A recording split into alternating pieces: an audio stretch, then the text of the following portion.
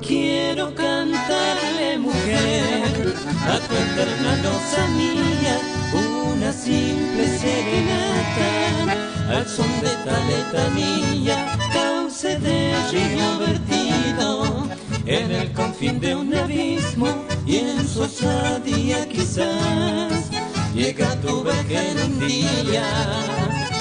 No quiero se haga obsesión lo que me late aquí dentro. Quiero que sea poema y cantar a los cuatro vientos, que en un trinar matinal y sutil despierte tus sueños, y en la luz de tu mirada tal vez haya su brillo lucero.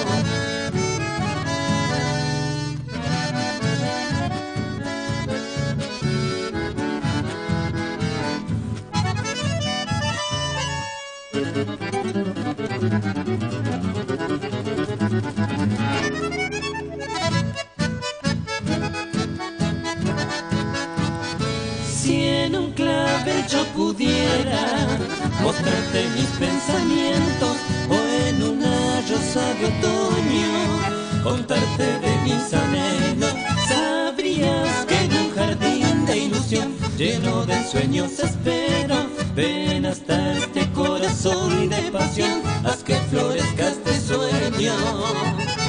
No quiero se haga obsesión lo que me late aquí dentro.